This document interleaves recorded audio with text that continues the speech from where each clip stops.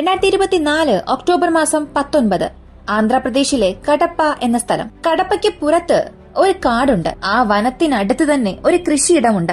സമയം ഏകദേശം 9 മണിയായി കാണും. എല്ലാവരും ആ ഫാമിൽ വളരെ ഗൌരവമായി ജോലി ചെയ്യുകയായിരുന്നു. അപ്പോൾ അവർ ജോലി ചെയ്തുകൊണ്ടിരിക്കുമ്പോൾ ആരോ സഹായത്തിനായി നിലവിളിക്കുന്നത് പോലുള്ള ശബ്ദം കേട്ടു. എവിടെ നിന്നാണ് ആ ശബ്ദം വന്നത് എന്ന് നോക്കിയപ്പോൾ അത് ഫാമിനടുത്തുള്ള വനത്തിൽ നിന്നാണ് വരുന്നതെന്ന് മനസ്സിലായി.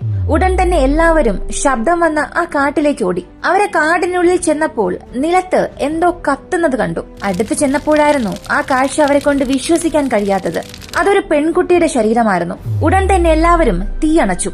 ആംബുലൻസിനെയും പോലീസിനെയും വിളിച്ചു. പോലീസ് അവിടെ വന്നപ്പോൾ ആ പെൺകുട്ടിയുടെ ശരീരത്തിൽ 80% പൊള്ളലേറ്റിരുന്നു. മുഴുവനും കത്തിക്കരിഞ്ഞ അവസ്ഥയിൽ ആ പെൺകുട്ടി വേദന കൊണ്ട് കരയുകയായിരുന്നു. ഉടൻ തന്നെ അവർ അവളെ കൂട്ടിക്കൊണ്ട് ഹോസ്പിറ്റലിൽ അഡ്മിറ്റ് ചെയ്തു. ഇന്നത്തെ തലമുറയ്ക്ക് വളരെ പ്രധാനപ്പെട്ട പാഠമാകാൻ പോകുന്ന ഒരു കേസിനെ കുറിച്ചാണ് ഇന്നത്തെ വീഡിയോയിലൂടെ നമ്മൾ അറിയാൻ പോകുന്നത്.